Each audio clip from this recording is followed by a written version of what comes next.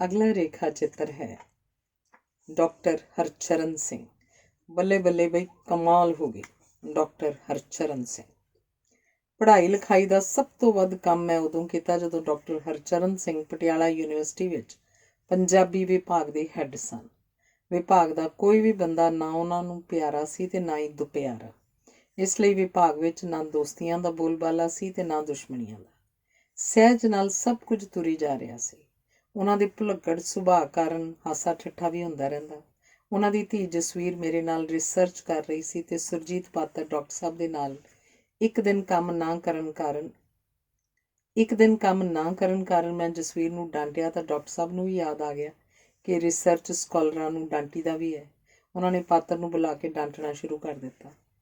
पात्र नूं समझ ना लगे कि गल की हो गई, मगरों जसवीर ने उन्होंने दसिया, तैनूं डांट इसलिए पई है क्योंकि मैडम ने अज मैनूं डांटिया सी। एक बारी डॉक्टर साहब पटियाले तो विद्यार्थी मुंडे कुड़ियां दी बस भर के चंडीगढ़ ड्रामा विखाउण लै गए। चोरियों विचों उठ के कुछ लड़के शराब पी आए। वापस आउंदियां ਉਹ शरारतां करन लग पए। टीचरां दी अख बचा के कोई लड़का किसी लड़की दे चौक दा टुकड़ा मार देवे, कोई पगड़ी चों ला के पिन वगा मारे। मैं बस रोक लई कि सिटिंग अरेंजमेंट दोबारा करनी है। सब हेठां उतर आओ। मूरली ताकी अंदरों बंद कर दित्ती ते पिछली ताकी कोल खलो के मैं पहलों लड़कियां नूं चढ़ाया, मगरों टीचरां नूं ते उस तो मगरों लड़कियां नूं। शराब पीण वाले लड़कियां नूं रोकी रखिया कि तुहाडी अजे वारी नहीं। जदों बाकी सब बस च बैठ गए तो मैं आप अंदर आ गई ते अंदरों बस की ताकी बंद करके ड्राइवर नूं आखिया बस नूं चला लै। उन्हां 4-5 लड़कियां नूं उत्थे ही सड़क उपर खड़े छड्ड असीं पटियाले आ गए। डॉक्टर हरचरण सिंह आखन लगे, बल्ले बल्ले जी टवाणा होरां ने कमाल करती। फिर मजाल है कोई शरारत करे। ते अगले दिन वो लड़के जदों पटियाले पहुंचे तो उन्होंने डॉक्टर हरचरण सिंह होरां कोल मेरी शिकायत लगाई कि टिवाणा मैडम सानू रात वेले उत्थे सड़क उपर छड्ड आए, साडे कोल पैसे भी नहीं सी। डॉक्टर साहब कहन लगे, हाँ जी डॉक्टर टिवाणा उन्होंने रात नूं सड़क उपर खड़िया नूं छड्ड आए, उन्हां विचारियां कोल पैसे भी नहीं सी।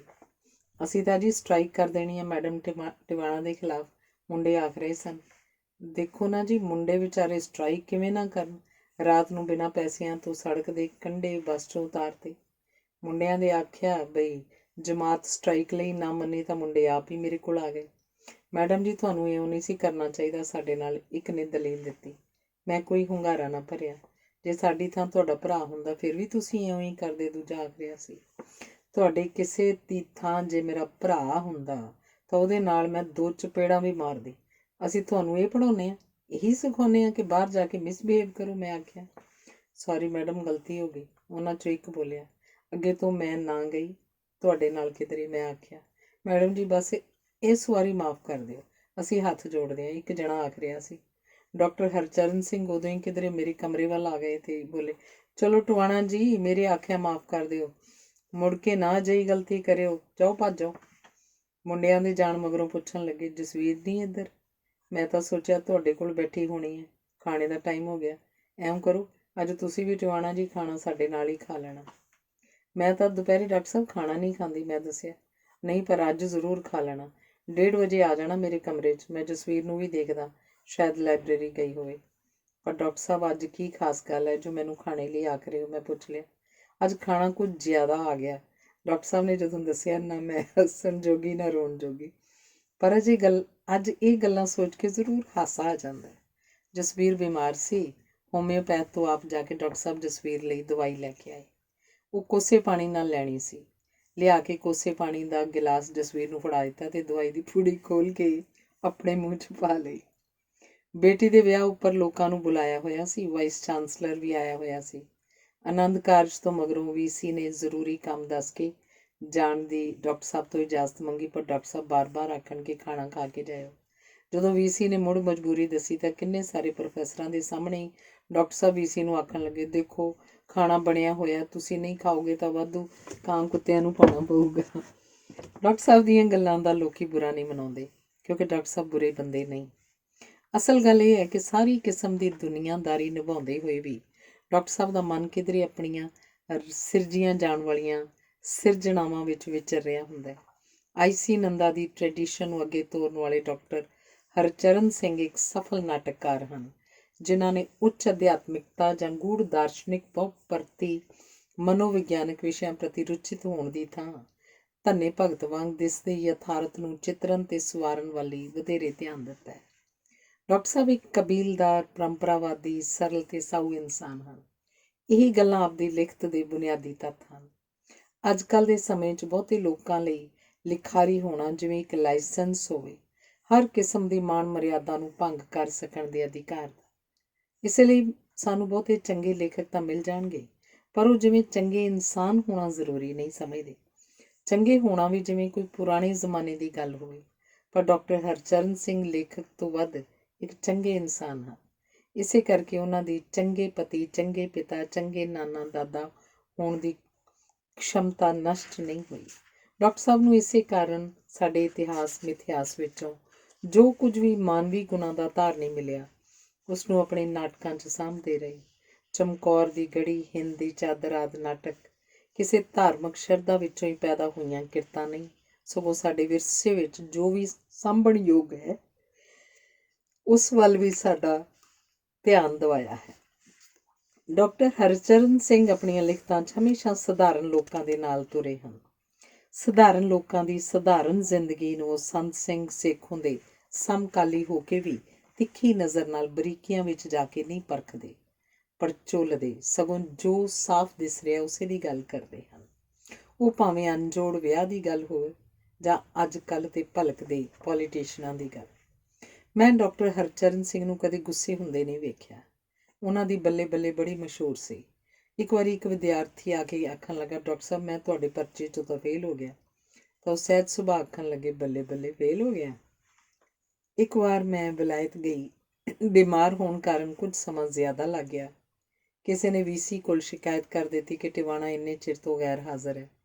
VC ਨੇ ਹਰਚਰਨ ਸਿੰਘ ਨੂੰ ਪੁੱਛਿਆ ਕਿ ਉਹ ਕਿੰਨੇ ਚਿਰ ਦੀ ਛੁੱਟੀ ਲੈ ਕੇ ਗਈ ਹੈ, ਤਾਂ ਉਹਨਾਂ ਲਿਖ ਦਿੱਤਾ, ਉਹਨੇ ਤਾਂ ਛੁੱਟੀ ਲਈ ਹੀ ਨਹੀਂ। ਕੇਸ ਸਿੰਡੀਕੇਟ 'ਚ ਚਲਾ ਗਿਆ ਕਿ ਐਡੀ ਗੈਰ ਜ਼ਿੰਮੇਵਾਰ ਟੀਚਰ ਨੂੰ ਨੌਕਰੀ ਤੋਂ ਹਟਾਇਆ ਜਾਵੇ। ਇੱਕ ਮੈਂਬਰ ਨੇ ਆਖਿਆ, ਹਟਾਉਣ ਤੋਂ ਪਹਿਲਾਂ ਉਸ ਕੋਲੋਂ ਪੁੱਛ ਤਾਂ ਲਓ ਕਿ ਉਹ ਐਡੀ ਗੈਰ ਜ਼ਿੰਮੇਵਾਰ ਕਿਉਂ ਹੈ। ਇੰਨੇ ਚਿਰ ਨੂੰ ਮੈਂ ਵਾਪਸ ਆ ਗਈ। ਡਾਕਟਰ ਹਰਚਰਨ ਸਿੰਘ ਨੇ ਮੇਰੀ ਜੁਆਇਨਿੰਗ ਰਿਪੋਰਟ ਹੀ ਨਾ ਲਈ। ਮੈਂ VC ਕੋਲ ਗਈ ਤਾਂ ਉਹਨੇ ਪੁੱਛਿਆ, ਤੁਸੀਂ ਬਿਨਾਂ ਛੁੱਟੀ ਲਈ ਕਿਉਂ ਗਏ? ਮੈਂ ਦੱਸਿਆ, ਮੈਂ ਤਾਂ ਛੁੱਟੀ ਲੈ ਕੇ ਗਈ ਹਾਂ ਅਤੇ ਮੈਂ ਚੰਡੀਗੜ੍ਹ ਪਾਸਪੋਰਟ ਵਿਭਾਗ ਤੋਂ ਉਸ ਚਿੱਠੀ ਦੀ ਨਕਲ ਲਿਆ ਕੇ ਦਿੱਤੀ ਜਿਸ ਰਾਹੀਂ ਮੈਨੂੰ ਛੁੱਟੀ ਦਿੱਤੀ ਗਈ ਸੀ। ਇਨਕੁਆਇਰੀ ਹੋਈ, ਕੇਸ ਮੁੜ ਸਿੰਡੀਕੇਟ ਕੋਲ ਗਿਆ ਅਤੇ ਉੱਥੇ ਉਸ ਵੇਲੇ ਹਾਸਾ ਮਚ ਗਿਆ ਜਦੋਂ ਪਤਾ ਲੱਗਿਆ ਕਿ ਡਾਕਟਰ ਸਾਹਿਬ ਛੁੱਟੀ ਦੇ ਕੇ ਭੁੱਲ ਗਏ ਸਨ ਅਤੇ ਇਹ ਸੱਚ ਸੀ। ਡਾਕਟਰ ਹਰਚਰਨ ਸਿੰਘ ਰਿਟਾਇਰ ਹੋ ਕੇ ਚੰਡੀਗੜ੍ਹ ਜਾ ਵਸੇ ਹਨ ਅਤੇ ਉਹ ਇੱਕੋ ਇੱਕ ਬੰਦੇ ਹਨ ਚੰਡੀਗੜ੍ਹ ਵਿੱਚੋਂ ਜਿਨ੍ਹਾਂ ਨੇ ਮੇਰੀ ਮਾਂ ਦੀ ਭੋਗ ਵਾਲਾ ਦਿਨ ਯਾਦ ਰੱਖਿਆ ਸੀ। ਡਾਕਟਰ ਸਾਹਿਬ ਪੰਜਾਬ ਸੰਗੀਤ ਨਾਟਕ ਅਕੈਡਮੀ ਦੇ ਕਿੰਨੇ ਹੀ ਸਾਲ ਪ੍ਰਧਾਨ ਰਹੇ। ਨਾ ਉਹ ਅਤ ਉੱਚੇ ਦਾਈਏ ਰੱਖਦੇ ਹਨ ਅਤੇ ਨਾ ਹੀ ਬਹੁਤ ਛੋਟੇ ਕੰਮਾਂ 'ਚ ਉਲਝਦੇ ਹਨ। ਨਾ ਉਹ ਕਿਸੇ ਨੂੰ ਖੁਸ਼ ਕਰਨ ਦੀ ਮਨਸ਼ਾ ਨਾਲ ਕੰਮ ਕਰਦੇ ਹਨ ਅਤੇ ਨਾ ਹੀ ਕੋਈ ਉਹਨਾਂ ਨਾਲ ਨਾਰਾਜ਼ ਹੁੰਦਾ ਹੈ। ਇਸੇ ਕਾਰਨ ਉਹ ਹਰ ਇੱਕ ਸਰਕਾਰ ਨੂੰ ਪ੍ਰਵਾਨ ਹੁੰਦੇ ਹਨ। ਉਹ ਹਰ ਤਰ੍ਹਾਂ ਦੇ ਪਾਠਕਾਂ ਅਤੇ ਦਰਸ਼ਕਾਂ ਨੂੰ ਪ੍ਰਵਾਨ ਹੁੰਦੇ ਹਨ ਕਿਉਂਕਿ ਉਹਨਾਂ ਦੀ ਰਚਨਾ ਕਿਸੇ ਇੱਕ ਦ੍ਰਿਸ਼ਟੀ ਜਾਂ ਦ੍ਰਿਸ਼ਟੀਕੋਣ ਨਾਲ ਬੰਨੀ ਨਹੀਂ ਹੁੰਦੀ। ਉਹ ਜ਼ਿੰਦਗੀ ਦੇ ਯਥਾਰਥ ਦੀ ਸਹੀ ਪ੍ਰਤੀਨਿਧਤਾ ਕਰਦੇ ਹਨ ਅਤੇ ਇਸੇ ਲਈ ਉਹਨਾਂ ਦੇ ਨਾਟਕਾਂ ਨੂੰ ਸਟੇਜ ਉੱਪਰ ਵਿਖਾਉਣਾ ਕੋਈ ਔਖਾ ਕੰਮ ਨਹੀਂ ਹੁੰਦਾ। ਉਹਨਾਂ ਦੇ ਸੁਭਾਅ ਵਾਂਗ ਹੀ ਉਹਨਾਂ ਦੇ ਨਾਟਕ ਵੀ ਸਰਲ, ਸਪਸ਼ਟ, ਸਾਊ ਅਤੇ ਸੁਹਿਰਦ ਹੋਣ ਦੀ ਹਾਮੀ ਭਰਦੇ ਹਨ। ਪੰਜਾਬੀ ਨਾਟਕ ਦੇ ਇਤਿਹਾਸ ਵਿੱਚ 35-40 ਨਾਟਕ ਅਤੇ ਇਕਾਂਗੀ ਸੰਗ੍ਰਹਿ ਲਿਖ ਕੇ ਜੋ ਯੋਗਦਾਨ ਡਾਕਟਰ ਹਰਚਰਨ ਸਿੰਘ ਨੇ ਪਾਇਆ ਹੈ, ਉਹਦੇ ਸਾਹਿਤਕ ਮੁੱਲ ਬਾਰੇ ਵਿਦਵਾਨਾਂ ਦੀਆਂ ਵੱਖਰੀਆਂ ਵੱਖਰੀਆਂ ਰਾਵਾਂ ਹੋ ਸਕਦੀਆਂ ਹਨ, ਪਰ ਉਹਦੇ ਇਤਿਹਾਸਿਕ ਮੁੱਲ ਤੋਂ ਕੋਈ ਵੀ ਇਨਕਾਰੀ ਨਹੀਂ ਹੋ ਸਕਦਾ। ਪੰਜਾਬੀ ਨਾਟਕ ਨੂੰ ਆਪਣੀ ਲੰਮੀ ਘਾਲਣਾ ਨਾਲ ਜਿੱਥੋਂ ਤੱਕ ਡਾਕਟਰ ਹਰਚਰਨ ਸਿੰਘ ਨੇ ਤੋਰ ਲਿਆਂਦਾ ਤੇ ਹੁਣ ਉਸ ਤੋਂ ਅਗਾਂਹ ਤੁਰਿਆ ਜਾ ਸਕਦਾ। ਨਵੇਂ ਪ੍ਰਯੋਗਾਂ ਲਈ ਭੌਂ ਤਿਆਰ ਹੋ ਚੁੱਕੀ ਹੈ। ਇਸ ਕਾਰਨ ਪੰਜਾਬੀ ਨਾਟਕ ਦੇ ਇਤਿਹਾਸ ਵਿੱਚ ਡਾਕਟਰ ਹਰਚਰਨ ਸਿੰਘ ਦਾ ਨਾਮ ਹਮੇਸ਼ਾ ਆਦਰ ਨਾਲ ਲਿਆ ਜਾਏਗਾ। ਧੰਨਵਾਦ। ਅਗਲਾ ਰੇਖਾ ਚਿੱਤਰ ਹੈ ਅਰਦਾਸ ਬੀਜੀ ਕੈਲਾਸ਼ ਕੌਰ। ਜ਼ਿੰਦਗੀ 'ਚ ਬਥੇਰੇ ਲੋਕ ਸਾਨੂੰ ਮਿਲਦੇ ਤੇ ਨਿਖੜਦੇ ਹਨ, ਬਹੁਤ ਥੋੜ੍ਹੇ ਹਨ ਜਿਹੜੇ ਸਾਨੂੰ ਯਾਦ ਰਹਿ ਜਾਂਦੇ ਨੇ। ਉਂਝ ਵੀ ਹੋਇਆਂ ਬੀਤਿਆਂ ਨੂੰ ਅਸੀਂ ਭੁੱਲ ਜਾਣਾ ਹੀ ਠੀਕ ਸਮਝਦੇ ਹਾਂ, ਪਰ ਬੀਜੀ Kailash Kaur professor Harbans Singh encyclopedia of Sikhism ਵਾਲਿਆਂ ਦੀ ਧਰਮ ਪਤਨੀ ਇੱਕ ਅਜਿਹੀ ਖੂਬਸੂਰਤ ਤੇ ਖੂਬਸੀਰਤ ਔਰਤ ਸੀ ਜਿਹਨੂੰ ਯਾਦ ਰੱਖਣਾ ਚਾਹੀਦਾ ਹੈ। ਉਹ ਹਰ ਤਰ੍ਹਾਂ ਨਾਲ ਭਾਰਤੀ ਪਰੰਪਰਾ ਦੀ ਵਿਸ਼ੇਸ਼ ਪ੍ਰਤੀਨਿਧ ਸੀ ਤੇ ਔਰਤ ਹੋਣ ਦੇ ਮਾਨੇ ਸਮਝਦੀ ਸੀ। ਅਜਿਹੀਆਂ ਔਰਤਾਂ ਤਾਂ ਅੱਜ ਕੱਲ੍ਹ ਦੀਵਾ ਲੈ ਕੇ ਭਾਲਿਆਂ ਵੀ ਨਹੀਂ ਲੱਭਦੀਆਂ। ਇਸ ਵਿਅਕਤੀਵਾਦੀ ਮੈਂ ਪ੍ਰਧਾਨ ਦੁਨੀਆ ਵਿੱਚ ਬੀਜੀ ਕੈਲਾਸ਼ ਕੌਰ ਵਰਗੀਆਂ ਔਰਤਾਂ ਵਿਰਲੀਆਂ ਹੀ ਕਿਧਰੇ ਮਿਲਣਗੀਆਂ, ਜਿਹੜੀਆਂ ਸਵੈ ਤੋਂ ਪਾਰ ਲੰਘ ਕੇ ਸਾਰਿਆਂ ਲਈ ਜਿਉ ਸਕਣ ਦਾ ਸਲੀਕਾ ਜਾਣਦੀਆਂ ਹੋਣ। ਜੇ ਬੀਜੀ ਕੈਲਾਸ਼ ਕੌਰ ਨੇ ਪ੍ਰੋਫੈਸਰ ਹਰਬੰਸ ਸਿੰਘ ਨੂੰ ਘਰ ਦੇ ਸਾਰੇ ਕੰਮਾਂ ਤੋਂ ਵਿਹਲੇ ਨਾ ਕਰ ਦਿੱਤਾ ਹੁੰਦਾ, ਜਾਂ ਸੰਸਾਰੀ ਪ੍ਰਾਪਤੀਆਂ ਲਈ ਕੋਈ ਲਾਲਸਾ ਵਿਖਾਈ ਹੁੰਦੀ ਤੇ ਵਾਈਸ ਚਾਂਸਲਰੀਆਂ ਲੈ ਜਾਣ ਦੀ ਇੱਛਾ ਜ਼ਾਹਰ ਕੀਤੀ ਹੁੰਦੀ, ਤਾਂ professor Harbans Singh encyclopedia of Sikhism ਵਰਗੇ ਵੱਡੇ ਕੰਮ ਦੇ ਸਮਰੱਥ ਨਹੀਂ ਸੀ ਰਹਿ ਜਾਣਾ। ਬੀਜੀ ਕੈਲਾਸ਼ ਕੌਰ ਦੇ ਤੁਰ ਜਾਣ ਮਗਰੋਂ ਪ੍ਰੋਫੈਸਰ ਸਾਹਿਬ ਦਾ ਇਉਂ ਡਾਵਾਂਡੋਲ ਹੋ ਜਾਣ ਦਾ ਇਹੋ ਕਾਰਨ ਹੈ ਕਿ ਉਹ ਇੰਨੇ ਵਰ੍ਹਿਆਂ ਤੋਂ ਜਿਸ ਸੁਖੀ ਸੰਸਾਰ 'ਚ ਰਹਿ ਰਹੇ ਸਨ, ਅਚਾਨਕ ਲੋਪ ਹੋ ਗਿਆ। ਹਰ ਤੱਤੀ ਹਵਾ ਦੇ ਮੂਹਰੇ ਕੰਧ ਬਣ ਕੇ ਖਲੋ ਜਾਣ ਵਾਲੀ ਔਰਤ ਹੁਣ ਕਿਧਰੇ ਨਹੀਂ ਦਿਸਦੀ। ਜਿੰਨੀ ਵੀ ਕਮਾਈ ਹੋਵੇ ਉਸੇ ਨਾਲ ਘਰ ਨੂੰ ਬਰਕਤ ਨਾਲ ਕਿਵੇਂ ਚਲਾਉਣਾ ਹੈ, ਮਹਿਮਾਨ ਆਇਆ ਤੋਂ ਘਰ ਨੂੰ ਭਾਗਾਂ ਵਾਲਾ ਕਿਵੇਂ ਬਣਾਉਣਾ ਹੈ, ਗਰੀਬ ਦਾ ਮੂੰਹ ਗੁਰੂ ਦੀ ਗੋਲਕ ਸਮਝਣ ਤੱਕ ਕਿਵੇਂ ਪਹੁੰਚਣਾ ਹੈ, ਇਹ ਗੱਲਾਂ ਬੀਜੀ ਕੈਲਾਸ਼ ਕੌਰ ਨੂੰ ਜਾਣਨ ਜਾਂ ਸਮਝਣ ਦੀ ਲੋੜ ਨਹੀਂ ਸੀ। ਇਹ ਸਭ ਕੁਝ ਉਹਨੂੰ ਕੁਦਰਤੀ ਤੌਰ 'ਤੇ ਸਹਿਜ ਸੁਭਾਅ ਪ੍ਰਾਪਤ ਸੀ। Professor Harbans Singh encyclopedia of Sikhism ਤਿਆਰ ਕਰਦੇ ਰਹੇ। ਉਹਨਾਂ ਦੇ ਪੁੱਤਰ ਨਰਿਪਿੰਦਰ ਨੇ ਸਿੱਖ ਮੋਰਲ ਟ੍ਰੈਡੀਸ਼ਨ ਉੱਪਰ PhD ਕੀਤੀ। ਉਹਨਾਂ ਦੀ ਧੀ ਅਮਰੀਕਾ 'ਚ ਧਰਮ ਤੇ ਫਿਲਾਸਫੀ ਪੜ੍ਹਾਉਂਦੀ ਹੈ। ਇਹਨਾਂ ਤਿੰਨਾਂ ਕੋਲ ਹੀ ਧਰਮ ਦਾ ਗਿਆਨ ਬਹੁਤ ਹੈ। ਪਰ ਬੀਜੀ ਕੈਲਾਸ਼ ਕੌਰ ਸਿਰਫ ਗੁਰੂ ਗ੍ਰੰਥ ਸਾਹਿਬ ਦਾ ਪ੍ਰਕਾਸ਼ ਕਰਕੇ ਪਾਠ ਹੀ ਨਹੀਂ ਸੀ ਕਰਦੀ, ਉਹ ਧਰਮ ਜਿਉਂਦੀ ਸੀ। ਉਸ ਲਈ ਸਵੈ ਤੇ ਪਰ ਨਾਲ ਰਿਸ਼ਤਿਆਂ ਦਾ ਆਧਾਰ ਧਰਮ ਸੀ। ਅੱਜ ਵਾਲਾ ਧਰਮ ਨਹੀਂ, ਜਿਹਨੂੰ ਸਿਆਸਤ ਨਾਲੋਂ ਅੱਡ ਕਰਨ ਲਈ ਪਾਰਲੀਮੈਂਟ 'ਚ ਬਿੱਲ ਪੇਸ਼ ਹੋ ਰਹੇ ਹਨ, ਸਗੋਂ ਉਹ ਧਰਮ ਜਿਹਦੇ ਸਿੰਘਾਂ ਉੱਪਰ ਸਾਰੀ ਸ੍ਰਿਸ਼ਟੀ ਟਿਕੀ ਹੋਈ ਹੈ, ਜਿਹੜਾ ਧਰਮ ਠੀਕ ਤੇ ਬੇਠੀਕ ਦੀ ਤਮੀਜ਼ ਸਿਖਾਉਂਦਾ ਹੈ। ਇਸੇ ਲਈ ਬੀਜੀ ਕੈਲਾਸ਼ ਕੌਰ ਨੂੰ ਦੂਜਿਆਂ ਦੀਆਂ ਛੋਟੀਆਂ ਗੱਲਾਂ ਰਾਹੀਂ ਆਪਣੀ ਵਡਿਆਈ ਲੱਭਣ ਦੀ ਲੋੜ ਨਹੀਂ ਸੀ ਪੈਂਦੀ। ਉਹ ਦੂਜਿਆਂ ਨਾਲ ਦੂਜਿਆਂ ਦੇ ਦੁੱਖ ਸੁੱਖ ਦੀਆਂ ਹੀ ਗੱਲਾਂ ਕਰਦੀ। ਆਪਣੀਆਂ ਅੱਖਾਂ ਨੂੰ ਵੀ ਗੁਰੂ ਦੇ ਦਾਤ ਆਖ ਕੇ ਉਸ ਨੂੰ ਮੁਸਕਰਾਉਣਾ ਹੁੰਦਾ ਸੀ। ਬੀਜੀ ਕੈਲਾਸ਼ ਕੌਰ ਨੇ ਆਪਣੇ ਆਚਰਨ ਵਿਚਰਨ ਨਾਲ ਇਹ ਸਾਬਤ ਕਰ ਦਿੱਤਾ ਹੈ ਕਿ ਉਹ ਸੱਚਮੁੱਚ ਹੀ ਗੁਰੂ ਅੰਸ਼ ਸੀ। ਇਸੇ ਲਈ ਧਰਮ ਉਸ ਲਈ ਸੰਸਾਰੀ ਫਰਜ਼ਾਂ ਤੋਂ ਕਿਨਾਰਾ ਕਰਨ ਦਾ ਸਾਧਨ ਨਹੀਂ ਸੀ, ਸਗੋਂ ਇਸ ਸੰਸਾਰ ਨੂੰ ਸੱਚੇ ਰੱਬ ਦੀ ਕੋਠੜੀ ਤੇ ਹਰ ਇੱਕ ਹਿਰਦੇ 'ਚ ਰੱਬ ਵਸਦਾ ਜਾਣ ਕੇ ਜਿਉਣਾ ਉਹਦਾ ਸਹਿਜ ਕਰਮ ਸੀ। ਉਹ ਭਾਵੇਂ ਸ਼ਾਹੀ ਘਰਾਣੇ ਦੇ ਟਿਊਟਰ ਦੀ ਪਤਨੀ ਹੋਣ ਕਰਕੇ ਸ਼ਾਹੀ ਰਿਆਇਤਾਂ ਦੀ ਮਾਲਕਣ ਪੰਜਾਬਣ ਹੁੰਦੀ, ਭਾਵੇਂ ਆਪਣੇ ਹੱਥੀਂ ਆਪਣੇ ਆਪੇ ਕਾਜ ਸਵਾਰੀ ਵਾਲੇ ਦੇਸ ਅਮਰੀਕਾ ਹੁੰਦੀ, ਉਹਦੀ ਸ਼ਾਨ, ਉਹਦੀ ਫੱਬਤ, ਉਹਦੇ ਸਲੀਕੇ ਤੇ ਉਹਦੇ ਵਰਤਾਰੇ 'ਚ ਕੋਈ ਫਰਕ ਨਹੀਂ ਸੀ ਹੁੰਦਾ। ਡਾਂਸ ਆਫ ਸ਼ਿਵਾ ਵਿੱਚ ਕੁਮਰ ਸਵਾਮੀ ਨੇ ਲਿਖਿਆ ਹੈ ਕਿ ਇੱਕ ਥਾਂ ਸ਼ਿਵ ਜੀ ਪਾਰਵਤੀ ਨੂੰ ਔਰਤ ਦੇ ਧਰਮ ਬਾਰੇ ਸਮਝਾਉਂਦੇ ਹਨ ਕਿ ਉਹ ਸਭ ਤੋਂ ਪਹਿਲਾਂ ਜਾਗੇ ਤੇ ਸਭ ਤੋਂ ਮਗਰੋਂ ਸੌਵੇ। ਉਹ ਸਭ ਨੂੰ ਭੋਜਨ ਛਕਾ ਕੇ, ਇੱਥੋਂ ਤੱਕ ਕਿ ਨੌਕਰਾਂ ਨੂੰ ਵੀ ਰੋਟੀ ਖਵਾ ਕੇ ਮਗਰੋਂ ਆਪ ਖਾਵੇ। ਅਜਿਹੀਆਂ ਸਭ ਗੱਲਾਂ ਬੀਜੀ ਕੈਲਾਸ਼ ਕੌਰ ਨੂੰ ਆਪ ਹੀ ਪਤਾ ਸਨ। ਉਹ ਸਾਡੀ ਪਰੰਪਰਾ ਦੀ ਸਹੀ ਤਸਵੀਰ ਸੀ। ਤਦ ਹੀ ਤਾਂ ਮੈਂ ਆਖਦੀ ਹਾਂ ਕਿ ਸਾਨੂੰ ਉਹਨੂੰ ਯਾਦ ਰੱਖਣਾ ਚਾਹੀਦਾ ਹੈ।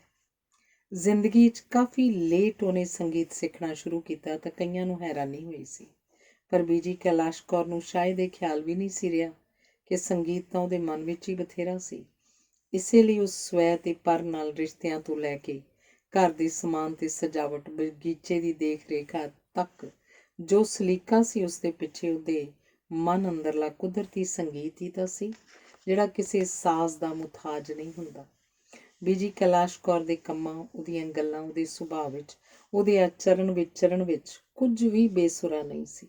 ਹੋ ਸਕਦਾ ਉਸ 'ਚ ਕੁਝ ਕਮੀਆਂ ਵੀ ਹੋਣ, ਪਰ ਜਿੰਨਾ ਕੁ ਮੈਂ ਜਾਣਦੀ ਹਾਂ, ਮੈਨੂੰ ਤਾਂ ਉਹ ਇਉਂ ਹੀ ਦਿਸੀ ਹੈ। ਇੱਕ ਵੇਲਾ ਸੀ ਜਦੋਂ ਪ੍ਰੋਫੈਸਰ ਹਰਬੰਸ ਸਿੰਘ ਨੂੰ ਪੈਰਾਲਾਇਸਿਸ ਦਾ ਅਟੈਕ ਹੋ ਗਿਆ ਸੀ। ਡਾਕਟਰਾਂ ਦੇ ਸਹਿਯੋਗ, ਬੀਜੀ ਕੈਲਾਸ਼ ਕੌਰ ਦੀ ਮਿਹਨਤ, ਲਗਨ ਤੇ ਸਿਰੜ ਵਾਲੀ ਸੇਵਾ ਨੇ ਉਹਨਾਂ ਨੂੰ ਬਚਾ ਲਿਆ, ਪਰ ਉਹ ਪੂਰੀ ਤਰ੍ਹਾਂ ਠੀਕ ਨਹੀਂ ਸਨ। ਬੀਜੀ ਪ੍ਰੋਫੈਸਰ ਸਾਹਿਬ ਨੂੰ ਐਨਸਾਈਕਲੋਪੀਡੀਆ ਦੇ ਕੰਮ ਤੋਂ ਰੋਕਣਾ ਚਾਹੁੰਦੀ ਸੀ, ਪਰ ਕੰਮ ਦੀ ਮਹੱਤਤਾ ਦੇ ਕਾਰਨ ਉਹ ਰੋਕ ਵੀ ਨਹੀਂ ਸੀ ਸਕਦੀ। ਉਸ ਵੇਲੇ ਪ੍ਰੋਫੈਸਰ ਸਾਹਿਬ ਦੀ ਸਿਹਤ ਉੱਪਰ ਬਹੁਤ ਬੋਝ ਦੇਖ ਉਹਨੂੰ ਬਹੁਤ ਚਿੰਤਾ ਹੋਈ, ਤਾਂ ਉਹਨੇ ਦੁਆ ਕੀਤੀ, ਰੱਬਾ, ਮੈਂ ਪ੍ਰੋਫੈਸਰ ਸਾਹਿਬ ਦੇ ਹੁੰਦਿਆਂ ਜਾਵਾਂ ਸੰਸਾਰ ਤੋਂ। ਇਉਂ ਸ਼ਾਇਦ ਉਹ ਪ੍ਰੋਫੈਸਰ ਸਾਹਿਬ ਨੂੰ ਆਪਣੀ ਉਮਰ ਤੋਂ ਪਾਰ ਤੱਕ ਜਿਉਂਦਿਆਂ ਰੱਖਣਾ ਚਾਹੁੰਦੀ ਸੀ। ਤੇ ਏਡੀ ਸਮਰੱਥ ਔਰਤ ਦਾ ਕਹਿਣਾ ਪੂਰਾ ਹੋ ਗਿਆ। ਨਾ ਉਹ ਬਿਮਾਰ ਹੋਈ, ਨਾ ਉਹਨੇ ਆਪਣੀ ਬਿਮਾਰੀ ਦਾ ਕਿਸੇ ਨੂੰ ਦੁੱਖ ਦਿੱਤਾ, ਅਮਰੀਕਾ ਜਾਣ ਦੀ ਤਿਆਰੀ ਕਰਕੇ ਸਾਰਾ ਘਰ ਸਾਂਭ ਸਿੱਕਰ ਕੇ ਉਸ ਸਫ਼ਰ 'ਤੇ ਤੁਰ ਗਈ ਜਿੱਥੋਂ ਕਦੇ ਕੋਈ ਵਾਪਸ ਨਹੀਂ ਆਇਆ। ਉਹ ਜਿਹੜੀ ਮੇਰੀ ਵੱਡੀ ਭੈਣ ਵਰਗੀ ਸੀ ਜਾਂ ਸ਼ਾਇਦ ਮਾਂ ਵਰਗੀ ਸੀ। ਮੈਨੂੰ ਹੀ ਨਹੀਂ, ਸ਼ਾਇਦ ਉਹਨਾਂ ਸਾਰਿਆਂ ਨੂੰ ਹੀ ਉਹ ਵੱਡੀ ਭੈਣ ਜਾਂ ਮਾਂ ਵਰਗੀ ਲੱਗਦੀ ਸੀ ਜਿਹੜੇ ਉਹਨੂੰ ਕਦੇ ਮਿਲੇ ਸੀ ਜਾਂ ਵਾਹ ਪਿਆ ਸੀ। ਜਿੰਨਾ ਜਿੰਨਾ ਮਰਨ ਵਾਲੇ ਦੇ ਨਾਲ ਕਿਸੇ ਦਾ ਰਿਸ਼ਤਾ ਹੁੰਦਾ ਹੈ, ਉਨਾ ਮਰਨ ਵਾਲੇ ਦੇ ਨਾਲ ਮਰਦਾ ਵੀ ਹੈ ਤੇ ਸਿਵੇ 'ਚ ਜਲਦਾ ਵੀ ਹੈ। ਪਰ ਇਹ ਸੱਚ ਹੈ ਕਿ ਮਰਨ ਵਾਲੇ ਦਾ ਜਿੰਨਾ ਜਿੰਨਾ ਕਿਸੇ ਨਾਲ ਰਿਸ਼ਤਾ ਹੁੰਦਾ ਹੈ, ਉਹ ਜਿਉਣ ਵਾਲਿਆਂ ਨਾਲ ਉਨਾ ਜਿਉਂਦਾ ਵੀ ਰਹਿੰਦਾ ਹੈ। ਉਹ ਔਰਤ ਬੀਜੀ ਕੈਲਾਸ਼ ਕੌਰ ਮਰ ਕੇ ਕਿਧਰੇ ਚਲੀ ਨਹੀਂ ਗਈ, ਇੱਥੇ ਹੀ ਹੈ, ਸਾਡੇ ਮਨਾਂ ਵਿੱਚ, ਸਾਡੇ ਦਿਲਾਂ ਵਿੱਚ। ਸਾਨੂੰ ਉਸ ਲਈ ਰਸਮੀ ਅਰਦਾਸ ਕਰਨ ਦੀ ਵੀ ਲੋੜ ਨਹੀਂ, ਉਹ ਆਪਣੀ ਅਰਦਾਸ ਆਪ ਹੀ ਸੀ। ਧੰਨਵਾਦ। ਅਗਲਾ ਰੇਖਾ ਚਿੱਤਰ ਹੈ ਅੱਧੀ ਸਦੀ ਕਰਤਾਰ ਸਿੰਘ ਦੁੱਗਲ। ਮੈਂ ਜਦੋਂ ਵੀ ਦਿੱਲੀ ਜਾਂਦੀ ਅਮਰਤਾ ਨੂੰ ਮਿਲਣਾ ਜ਼ਰੂਰੀ ਹੁੰਦਾ ਸੀ, ਪਰ ਅਮਰਤਾ ਦੇ ਘਰ ਦੇ ਬਿਲਕੁਲ ਨੇੜੇ ਹੌਜ਼ ਖਾਸ ਵਿੱਚ ਹੀ ਕਰਤਾਰ ਸਿੰਘ ਦੁੱਗਲ ਦਾ ਘਰ ਵੀ ਹੈ। ਉੱਥੇ ਮੈਂ ਕਦੇ ਨਹੀਂ ਸੀ ਜਾਂਦੀ। ਗੁਆਂਢੀ ਘਰ, ਮੇਰਾ ਮਤਲਬ ਹੈ ਅਮਰਤਾ ਦੇ ਘਰ ਨੇ ਦੁੱਗਲ ਦੇ ਘਰ ਵੱਲ ਆਪਣਾ ਦਰਵਾਜ਼ਾ ਭੀੜਿਆ ਹੋਇਆ ਸੀ। ਮੈਂ ਅਮਰਤਾ ਨੂੰ ਨਾਰਾਜ਼ ਕਰਨਾ ਨਹੀਂ ਸੀ ਚਾਹੁੰਦੀ। ਉਂਝ ਮੈਂ ਆਪਣੀ PhD ਦੇ ਥੀਸਿਸ ਵਿੱਚ ਕਹਾਣੀਕਾਰ ਦੁੱਗਲ ਉੱਪਰ ਸਭ ਤੋਂ ਵੱਧ ਲਿਖਿਆ ਸੀ। ਮੈਂ ਉਹਦੀ ਇੰਨਾ ਲਿਖ ਸਕਣ ਦੀ ਸ਼ਕਤੀ ਦੀ ਕਾਇਲ ਸਾਂ। ਮੈਂ ਇਹ ਵੀ ਸਮਝਦੀ ਸੀ ਕਿ ਦੁੱਗਲ ਦੀਆਂ ਕੁਝ ਕਹਾਣੀਆਂ ਜ਼ਰੂਰ ਵਿਸ਼ਵ ਦੀਆਂ ਚੰਗੀਆਂ ਤੋਂ ਚੰਗੀਆਂ ਕਹਾਣੀਆਂ ਦੇ ਮੁਕਾਬਲੇ ਦੀਆਂ ਸਨ। ਮੈਨੂੰ ਇਹ ਵੀ ਪਤਾ ਸੀ ਪੰਜਾਬੀ ਕਹਾਣੀ ਨੂੰ ਯੁੱਗ ਬੋਧ ਦੀ ਧਾਰਨੀ ਬਣਾਉਣ 'ਚ ਦੁੱਗਲ ਨੇ ਸਭ ਤੋਂ ਵੱਧ ਹਿੱਸਾ ਪਾਇਆ ਸੀ। ਤੇ ਮੈਂ ਇਹ ਵੀ ਜਾਣਦੀ ਸੀ ਦਰਿਆਵਾਂ ਵਰਗੇ ਲੋਕ ਮੁੜ ਨਹੀਂ ਲੱਭਦੇ, ਫਿਰ ਵੀ ਮੈਂ ਹਮੇਸ਼ਾ ਉਹਨਾਂ ਦੇ ਘਰ ਦੇ ਕੋਲੋਂ ਹੋ ਕੇ ਪਰਤ ਆਉਂਦੀ ਰਹੀ।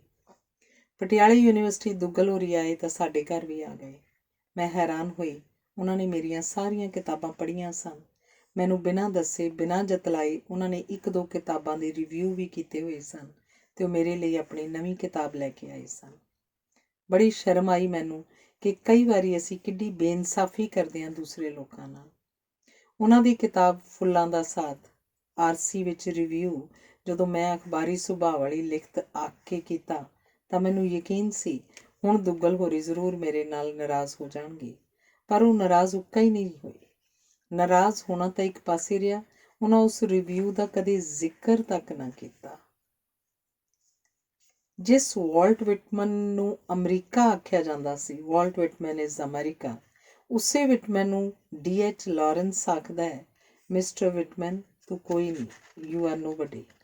ਤੂੰ ਤਾਂ ਇੱਕ ਬਾਂਸ ਦੀ ਪੋਰੀ ਵਾਂਗ ਹੈ ਜਿਸ ਵਿੱਚ ਜਿਹੋ ਜਿਹੀ ਫੂਕ ਕੋਈ ਮਾਰੇਗਾ ਉਹੋ ਜਿਹੀ ਆਵਾਜ਼ ਉਸ ਵਿੱਚੋਂ ਆਏਗੀ। ਮੈਨੂੰ ਲੱਗਦਾ ਹੈ ਕਿ ਦੁੱਗਲ ਉੱਪਰ ਵੀ ਇਹ ਗੱਲ ਢੁਕਦੀ ਹੈ। ਉਹ ਪੰਜਾਬ ਹੈ ਜਾਂ ਦਿੱਲੀ, ਇਸ ਕਰਕੇ ਦੁੱਗਲ ਨਾਮ ਦੀ ਬਾਂਸ ਦੀ ਪੋਰੀ ਵਿੱਚੋਂ ਜਿਹੋ ਜਿਹੇ ਪੰਜਾਬ ਦੀ ਜਾਂ ਜਿਹੋ ਜਿਹੇ ਦਿੱਲੀ ਦੀ ਹਵਾ ਲੰਘਦੀ ਹੈ, ਉਹੋ ਜਿਹੀਆਂ ਸੁਰਾਂ ਛੇੜਦੀ ਹੈ।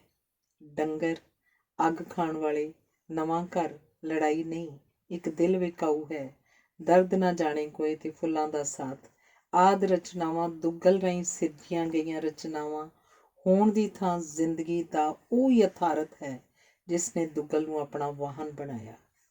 ਇਹਨਾਂ ਵਿੱਚ ਦੁੱਗਲ ਕਦੇ ਪੰਜਾਬ ਨੂੰ ਚਿੱਤਰ ਰਿਹਾ, ਕਦੇ ਦਿੱਲੀ ਨੂੰ। ਉਹ ਯਥਾਰਥ ਨੂੰ ਇਮਾਨਦਾਰੀ ਨਾਲ ਬਿਆਨ ਕਰਦਾ ਹੈ।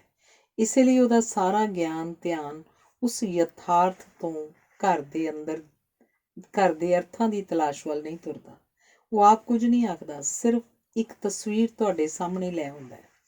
ਆਖਦਾ ਹੈ ਇਸ ਬਾਰੇ ਸੋਚੋ ਤੁਸੀਂ ਆਪ। ਅੱਧੀ ਸਦੀ ਪਹਿਲਾਂ ਉਹ ਆਪ ਇਸ ਰਾਹ ਉੱਪਰ ਤੁਰਿਆ ਸੀ, ਪਰ ਮਗਰੋਂ ਉਹਦੇ ਆਖਣ ਅਨੁਸਾਰ ਉਹਨੇ ਜਾਣਿਆ ਕਿ ਕਲਾ ਲਈ ਤਾਂ ਇਉਂ ਹੈ ਜਿਵੇਂ ਕੋਈ ਆਖੇ ਕਿ ਫੌਜ ਲਈ ਹੁੰਦੀ ਹੈ।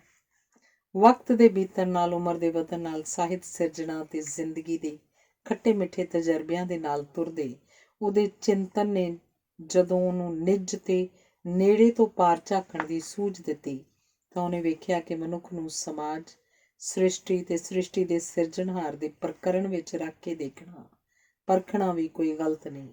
ਇਹ ਉਹਦੀ ਰਚਨਾ ਦਾ ਦੂਜਾ ਦੌਰ ਸੀ, ਜਦੋਂ ਸਵੈ ਤੇ ਪਰ ਵਿਚਕਾਰਲੀ ਲਕੀਰ ਬਹੁਤ ਧੁੰਦਲੀ ਹੋ ਜਾਂਦੀ ਹੈ। ਪਰ ਇਹ ਦੁੱਗਲ ਦੀ ਅੰਦਰਲੀ ਕਿਸੇ ਪ੍ਰੇਰਨਾ ਦੀ ਕਰਾਮਾਤ ਹੈ ਕਿ ਉਹ ਨਿਰੰਤਰ ਤੁਰਿਆ ਜਾ ਰਿਹਾ ਹੈ। ਇਸੇ ਕਾਰਨ ਉਹ ਆਪਣੀ ਸਾਹਿਤਕਾਰ ਯਾਤਰਾ ਦੇ ਦੂਜੇ ਪੜਾਅ ਉੱਪਰ ਵੀ ਰੁਕਿਆ ਨਹੀਂ, ਨਾ ਹੀ ਅੱਕਿਆ ਥੱਕਿਆ।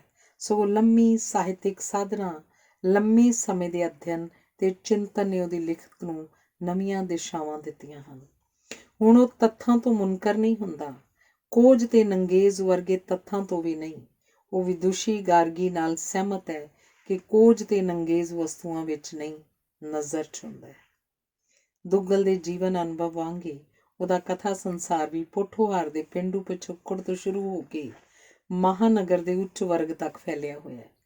ਉਹਦੀ ਰਚਨਾ ਦਾ ਮੁੱਖ ਵਿਸ਼ਾ ਔਰਤ ਮਰਦ ਦਾ ਰਿਸ਼ਤਾ ਹੈ, ਜਿਸ ਨੂੰ ਸਮਝਣ ਲਈ ਉਸਨੇ ਮਨੋਵਿਗਿਆਨ ਦੀਆਂ ਲੱਭਤਾਂ ਦਾ ਵੀ ਡੂੰਘਾ ਮੁਤਾਲਿਆ ਕੀਤਾ ਲੱਗਦਾ ਹੈ। ਕਈ ਵਾਰੀ ਤਾਂ ਉਹਨੇ ਮਨੋਵਿਗਿਆਨ ਦੇ ਕਿਸੇ ਸਿਧਾਂਤ ਨੂੰ ਹੀ ਰਚਨਾ ਦਾ ਆਧਾਰ ਬਣਾਇਆ ਹੁੰਦਾ ਹੈ। ਇਸ ਤਰ੍ਹਾਂ ਉਹਦੀ ਰਚਨਾ ਉਹਦੀ ਕਹਾਣੀ ਜੀਨੀਅਸ ਦੇ ਨਾਇਕ ਵਾਂਗ ਸਮਾਜ ਤੋਂ 2 ਕਦਮ ਅੱਗੇ ਹੈ। ਉਹਨੇ ਮਾਨਸਿਕ ਤੌਰ ਉੱਤੇ ਪਰੰਪਰਾ ਨਾਲ ਜੁੜੇ ਪਰ ਬੌਧਿਕ ਪੱਧਰ ਉੱਪਰ ਆਧੁਨਿਕਤਾ ਦਾ ਦਮ ਭਰਨ ਵਾਲੇ ਲੋਕਾਂ ਦਾ ਸੰਤਾਪ ਬਖੂਬੀ ਚਿਤਰਿਆ ਹੈ, ਜੋ ਸਾਡੇ ਸਮਾਜ ਦਾ ਮੁੱਖ ਵਿਸ਼ਾ ਹੈ। ਦੁੱਗਲ ਤੋਂ ਪਹਿਲਾਂ ਦੇ ਪੰਜਾਬੀ ਸਾਹਿਤ ਵਿੱਚ ਔਰਤ ਨੂੰ ਉਸੇ ਤਰ੍ਹਾਂ ਚਿਤਰਿਆ ਮਿਲਦਾ ਹੈ ਜਿਹੋ ਜਿਹੀ ਔਰਤ ਹੋਣੀ ਚਾਹੀਦੀ ਹੈ, ਪਰ ਦੁੱਗਲ ਨੇ ਆਪਣੀ ਰਚਨਾ ਵਿੱਚ ਔਰਤ ਨੂੰ ਉਹਦੀਆਂ ਸਾਰੀਆਂ ਸੀਮਾਵਾਂ ਤੇ ਸੰਭਾਵਨਾਵਾਂ ਭਰਪੂਰ ਯਥਾਰਥਕ ਰੂਪ 'ਚ ਚਿਤਰਿਆ ਤੇ ਉਹ ਪੰਜਾਬੀ ਕਹਾਣੀ ਨੂੰ ਵਿਸ਼ਵ ਕਹਾਣੀ ਦੇ ਹਾਣ ਦੀ ਬਣਾਉਣ 'ਚ ਹਿੱਸਾ ਪਾਇਆ।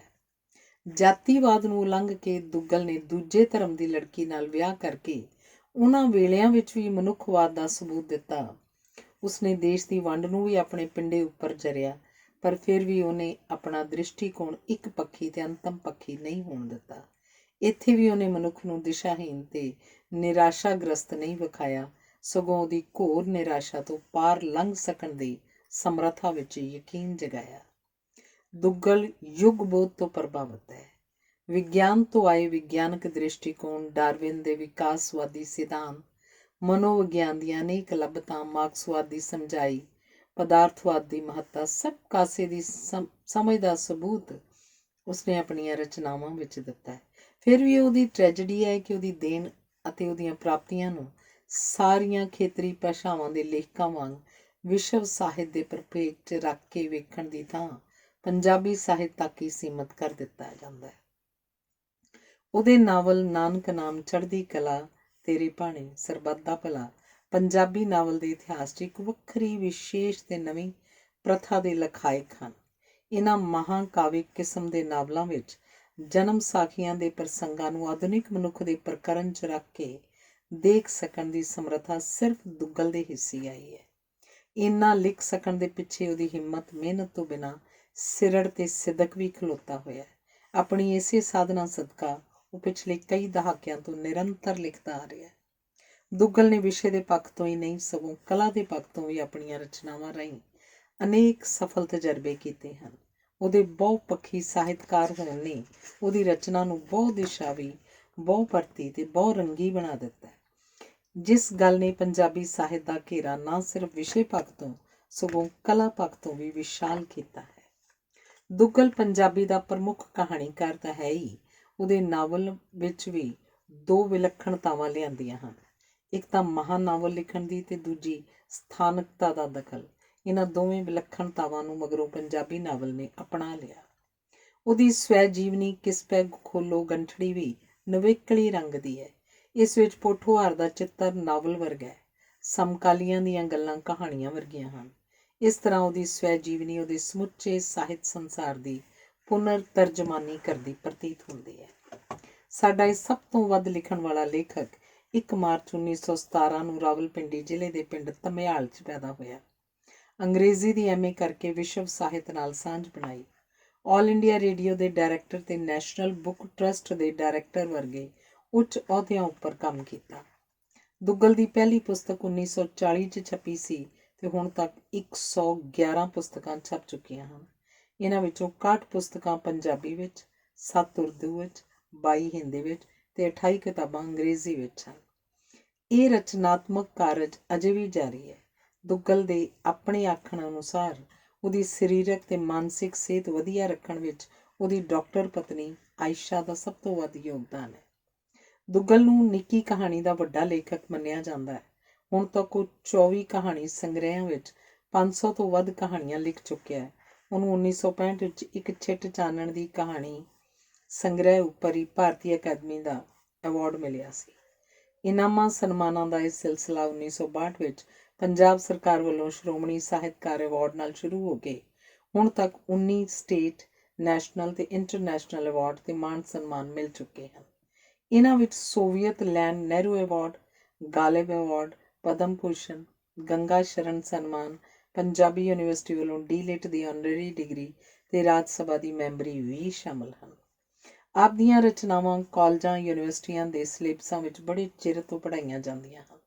ਬਹੁਤ ਸਾਰੇ ਐਮਫਿਲ ਤੇ PhD ਦੇ ਸ਼ੋਧ ਪ੍ਰਬੰਧ ਤੇ ਆਲੋਚਨਾ ਦੀਆਂ ਪੁਸਤਕਾਂ ਵੀ ਆਪ ਦੀਆਂ ਰਚਨਾਵਾਂ ਉੱਪਰ ਲਿਖੀਆਂ ਗਈਆਂ ਹਨ। ਡਾਕਟਰ ਗੁਰਬਖਸ਼ ਸਿੰਘ ਫਰੈਂਕ ਨੇ ਦੁੱਗਲ ਦੀਆਂ ਕਹਾਣੀਆਂ ਉੱਪਰ ਕੰਮ ਕਰਕੇ ਮਾਸਕੋ ਯੂਨੀਵਰਸਿਟੀ ਤੋਂ PhD ਦੀ ਡਿਗਰੀ ਹਾਸਲ ਕੀਤੀ ਹੈ। ਦੁੱਗਲ ਦੀ ਸਭ ਤੋਂ ਵਧੀਆ ਗੱਲ ਇਹ ਹੈ ਕਿ ਇੰਨੇ ਮਾਣ ਸਨਮਾਨਾਂ ਨੇ, ਏਡੇ ਵੱਡੇ ਅਹੁਦਿਆਂ ਨੇ ਤੇ ਏਡੇ ਵੱਡੇ ਲੇਖਕ ਹੋਣ ਨੇ ਉਹਦੀ ਜ਼ਿੰਦਗੀ 'ਚ ਕੋਈ ਉਲਾਰ ਨਹੀਂ ਪੈਦਾ ਕੀਤਾ। ਇੱਕ ਤਪਸਵੀ ਵਾਂਗ ਸਾਰੀ ਉਮਰ ਕੰਮ ਕਰਕੇ ਤੇ ਦਾਨੀ ਕਬੀਲਦਾਰਾਂ ਵਾਂਗ ਜ਼ਿੰਦਗੀ ਬਸਰ ਕਰਕੇ ਉਹਨੇ ਆਮ ਪ੍ਰਚਲਿਤ ਇਹ ਭਰਮ ਵੀ ਤੋੜਿਆ ਹੈ ਕਿ ਕਲਾਕਾਰ ਅਬਵ ਲਾਅ ਹੁੰਦੇ ਹਨ ਤੇ ਉਹਨਾਂ ਦੀ ਹਰ ਨਾਜਾਇਜ਼ ਗੱਲ ਵੀ ਜਾਇਜ਼ ਹੁੰਦੀ ਹੈ। ਸਾਹਿਤ ਦੀਆਂ ਇੰਨੀਆਂ ਵੰਨਗੀਆਂ 'ਚ ਇੰਨਾ ਬਹੁਤਾ ਤੇ ਇੰਨੇ ਚਿਰ ਤੋਂ ਲਿਖਦੇ ਰਹਿਣ ਕਰਕੇ ਪਾਠਕਾਂ ਦੇ ਮਨਾਂ 'ਚ ਸੈਂਕੜੇ ਸਵਾਲ ਉੱਠਦੇ ਰਹਿੰਦੇ ਹਨ ਤੇ ਉੱਠਦੇ ਰਹਿਣਗੇ। ਇਸੇ ਗੱਲ ਨੂੰ ਧਿਆਨ 'ਚ ਰੱਖ ਕੇ ਨੈਸ਼ਨਲ ਆਰਕਾਈਵਜ਼ ਵਾਲਿਆਂ ਨੇ ਦੁੱਗਲ ਹੋਰਾਂ ਨਾਲ ਕਈ ਦਿਨ ਚੱਲਣ ਵਾਲੀ ਇੰਟਰਵਿਊ ਕਰਕੇ ਉਹ ਸਾਰੇ ਸੰਭਵ ਸਵਾਲ ਤੇ ਦੁੱਗਲ ਵੱਲੋਂ ਕੀਤੇ ਗਏ ਜਵਾਬ ਹਮੇਸ਼ਾ ਲਈ ਸਾਂਭ ਲਏ ਹਨ। ਕਰਤਾਰ ਸਿੰਘ ਦੁੱਗਲ ਨੇ ਮੁੱਢ 'ਚ ਭਾਵੇਂ ਕਲਾ ਲਈ ਦੇ ਸਿਧਾਂਤ ਦਾ ਧਾਰਨੀ ਹੋਣ ਕਰਕੇ ਨਿਰੋਲ ਯਥਾਰਥਵਾਦ ਨੂੰ ਚਿਤਰਿਆ, ਪਰ ਮਗਰੋਂ ਵਿਗਿਆਨੀ ਆਇਨਸਟਾਈਨ, ਮਨੋਵਿਗਿਆਨੀ ਫਰਾਇਡ, ਜੀਵ ਵਿਗਿਆਨੀ ਡਾਰਵਿਨ ਤੇ ਅਰਥ ਵਿਗਿਆਨੀ ਕਾਰਲ ਮਾਰਕਸ ਨੂੰ ਜਿਹੜਾ ਯੁੱਗ ਬੋਧ ਸਿਰਜਿਆ ਉਹਨੂੰ ਸਵੀਕਾਰ ਕਰਕੇ ਵਿਅਕਤੀ ਹੋਣ ਦੀਆਂ ਵੱਖਰੀਆਂ ਵੱਖਰੀਆਂ ਸਤ੍ਹਾ, ਵਿਅਕਤੀ ਚਿੰਤਨ ਦੇ ਅਨੇਕ ਧਰਾਤਲ, ਵਿਅਕਤੀ ਸੰਵੇਦਨਾਵਾਂ ਦੇ ਅਣਗਿਣਤ ਮੰਡਲਾਂ ਦੇ ਪਲ ਚਿੰਨ੍ਹ, ਬਦਲਦੇ ਰੰਗਾਂ ਨੂੰ ਚਿਤਰਨ ਲਈ ਦੁੱਗਲ ਨੇ ਕਹਾਣੀ ਨੂੰ ਵਰਤਿਆ। ਉਹ ਪਰੰਪਰਾਵਾਦੀ ਕਹਾਣੀ ਨੂੰ ਛੱਡ ਕੇ, ਜਿਹਦਾ ਮਨੋਰਥ ਮਨੋਰੰਜਨ ਤੇ ਸਿੱਖਿਆ ਤੱਕ ਹੀ ਸੀਮਤ ਸੀ, ਉਸ ਕਹਾਣੀ ਵੱਲ ਰੁਚਿਤ ਹੋ ਗਿਆ ਜਿਹੜੀ ਮਨੁੱਖ ਨੂੰ ਉਹਦੇ ਅਸਲੀ, ਸੱਚੇ ਤੇ ਸੁਭਾਵਕ ਰੂਪ 'ਚ ਦੇਖਣ, ਜਾਣਨ ਤੇ ਪਹਿਚਾਨਣ ਦੀ ਕੋਸ਼ਿਸ਼ ਕਰਦੀ ਸੀ। ਇਸੇ ਲਈ ਉਹਦੀ ਕਹਾਣੀ ਵੱਡੇ ਬੰਦੇ ਜਾਂ ਵੱਡੀਆਂ ਘਟਨਾਵਾਂ ਦੀ ਥਾਂ ਉਹਨਾਂ ਪਲਾਂ ਛਿਨਾਂ ਦੀ ਗੱਲ ਕਰਦੀ ਹੈ ਜਿਹੜੇ ਪਲਾਂ ਬਾਰੇ ਰੂਸੀ ਲੇਖਕ ਦੋਸਤੋਵਸਕੀ ਆਖਦਾ ਹੈ ਕਿ ਜੇ ਪਲਾਂ ਛਿਨਾਂ ਤੋਂ ਕੋਈ ਵਰ੍ਹਿਆਂ ਦੇ ਵਰ੍ਹੇ ਕੁਰਬਾਨ ਕਰ ਸਕਦਾ ਹੈ। ਮਨੁੱਖੀ ਮਨ ਦੀ ਤਾਂ ਗੱਲ ਇੱਕ ਪਾਸੇ ਰਹੀ, ਉਹਨੂੰ ਜਾਨਵਰਾਂ ਤੱਕ ਦੇ ਭਾਵਾਂ ਦੀ ਏਡੀ ਸਮਝ ਹੈ ਕਿ ਉਹਦੀ ਕਹਾਣੀ ਕਮ ਬੈਕ ਮਾਈ ਮਾਸਟਰ, ਜਿਹੜੀ ਵਰਲਡਸ ਗ੍ਰੇਟੈਸਟ ਸ਼ਾਰਟ ਸਟੋਰੀਜ਼ ਨਾਮ ਦੀ ਕਿਤਾਬ 'ਚ ਸ਼ਾਮਲ ਕੀਤੀ ਗਈ ਹੈ। ਸਾਹਿਤ ਵਿੱਚ ਪਲ ਛਿਨ ਬਦਲਦੇ ਜਟਿਲ ਤਰਲ ਪਲਾਂ ਨੂੰ ਫੜਨ ਵਾਲਾ ਦੁੱਗਲ ਜ਼ਿੰਦਗੀ 'ਚ ਬੜਾ ਸਰਲ, ਸਹਿਜ ਤੇ ਸੁਹਿਰਦ ਹੈ। ਕਿਸੇ ਦੀ ਨਿੰਦਾ ਚੁਗਲੀ ਲਈ ਉਸ ਕੋਲ ਵੇਲ ਨਹੀਂ। ਹਾਂ, ਕਿਸੇ ਦੀ ਵਧੀਆ ਕਿਤਾਬ ਛਪ ਜਾਏ ਤਾਂ ਉਸ ਕੋਲੋਂ ਪੜ੍ਹੇ ਬਿਨਾਂ ਰਹਿ ਨਹੀਂ ਹੁੰਦਾ। ਉਹਨੂੰ ਕਿਸੇ ਦੀ ਚੰਗੀ ਰਚਨਾ ਨਾਲ ਈਰਖਾ ਨਹੀਂ ਹੁੰਦੀ, ਸਗੋਂ ਪੜ੍ਹ ਕੇ ਅਖਬਾਰਾਂ ਰਸਾਲਿਆਂ ਰਾਹੀਂ ਦੂਜੇ ਲੋਕਾਂ ਨੂੰ ਵੀ ਦੱਸੇਗਾ ਕਿ ਫਲਾਣੇ ਨੇ ਫਲਾਣੀ ਚੀਜ਼ ਕਿੱਡੀ ਵਧੀਆ ਲਿਖੀ ਹੈ। ਲੱਗਦਾ ਹੈ ਦੁੱਗਲ ਸਾਹਿਤ ਸਿਰਫ ਲਿਖਦਾ ਹੀ ਨਹੀਂ, ਸਾਹਿਤ ਜਿਉਂਦਾ ਵੀ ਹੈ। ਦੁੱਗਲ ਪਿਛਲੇ 50-60 ਵਰ੍ਹਿਆਂ ਤੋਂ ਜਿਵੇਂ ਸਾਹਿਤ ਅਤੇ ਇਤਿਹਾਸ ਦੇ ਨਾਲ ਨਾਲ ਹੀ ਤੁਰਿਆ ਆ ਰਿਹਾ ਹੈ। ਇਤਿਹਾਸ ਜਿਵੇਂ ਇਤਿਹਾਸ ਦੇ ਪੰਨਿਆਂ ਉੱਪਰ ਲਿਖੇ ਜਾਣ ਦੇ ਨਾਲ ਨਾਲ ਹੀ ਦੁੱਗਲ ਦੇ ਪਿੰਡੇ ਉੱਪਰ ਵੀ ਲਿਖਿਆ ਜਾ ਰਿਹਾ ਹੋਵੇ। ਸਾਰੇ ਦੁੱਖ ਦਰਦ ਨੂੰ ਜਰ ਕੇ, ਪੁਣ ਛਾਣ ਕੇ, ਆਪਣੇ ਪਿੰਡੇ ਉੱਪਰੋਂ ਲਾਹ ਕੇ ਆਪਣੀ ਰਚਨਾ 'ਚ ਰੱਖ ਲੈਂਦਾ ਹੈ। ਇਸੇ ਲਈ 1947 ਦੀ ਵੰਡ ਤੋਂ ਲੈ ਕੇ 1984 ਦੇ ਦੰਗਿਆਂ ਤੋਂ ਵੀ ਪਾਰ 1997 ਤੱਕ 50 ਸਾਲਾਂ ਦੀਆਂ ਕਦੇ ਸਹਿਜ, ਕਦੇ ਖੁਸ਼ ਤੇ ਕਦੇ ਉਦਾਸ ਪੈੜਾਂ ਸਾਨੂੰ ਉਹਦੀਆਂ ਰਚਨਾਵਾਂ 'ਚ ਮਿਲ ਜਾਂਦੀਆਂ ਹਨ। ਚਿੱਤਰਗੁਪਤ ਵਾਂਗੂ ਸਾਡੇ ਸਮਿਆਂ ਦੀ ਰਾਈ ਦਾ ਹਿਸਾਬ ਲਿਖੀ ਜਾ ਰਿਹਾ ਹੈ। ਨਿਰਸੰਦੇਹ ਦੁੱਗਲ ਪੰਜਾਬੀ ਸਾਹਿਤ ਦੀ ਅੱਧੀ ਸਦੀ ਹੈ। ਪਿਛਲੀ ਵਾਰੀ ਜਦੋਂ ਮੈਂ ਦਿੱਲੀ ਗਈ ਤਾਂ ਅੰਮ੍ਰਿਤਾ ਪ੍ਰੀਤਮ ਹੋਰਾਂ ਵੱਲ ਜਾਣ ਤੋਂ ਪਹਿਲਾਂ ਦੁੱਗਲ ਹੋਰਾਂ ਨੂੰ ਉਹਨਾਂ ਦੀ ਵਹੁਟੀ ਆਇਸ਼ਾ ਨੂੰ ਮਿਲਣ ਗਈ। ਮੈਂ ਇਹ ਗੱਲ ਅੰਮ੍ਰਿਤਾ ਨੂੰ ਦੱਸ ਵੀ ਦਿੱਤੀ। ਉਹ ਨਾਰਾਜ਼ ਨਹੀਂ ਹੋਈ। ਦੁੱਗਲ ਹੋਰਾਂ ਦੇ ਘਰ ਵੱਲ ਢੋਇਆ ਹੋਇਆ ਅੰਮ੍ਰਿਤਾ ਦੇ ਘਰ ਦਾ ਬੂਹਾ ਦੁੱਗਲ ਹੋਰਾਂ ਦੇ ਘਰ ਵੱਲੋਂ ਆਉਂਦੀ ਹਵਾ ਕਾਰਨ ਸ਼ਾਇਦ ਆਪਣੇ ਆਪ ਖੁੱਲ੍ਹ ਗਿਆ ਸੀ, ਜਾਂ ਸ਼ਾਇਦ ਫਿਰ ਅੰਮ੍ਰਿਤਾ ਹੋਰਾਂ ਨੂੰ ਹੀ ਲੱਗਿਆ ਸੀ ਕਿ ਮੈਂ ਤੇ ਦੁੱਗਲ ਨੇ ਹਮੇਸ਼ਾ ਇੱਥੇ ਹੀ ਤਾਂ ਨਹੀਂ ਬੈਠੇ ਰਹਿਣਾ। ਧੰਨਵਾਦ।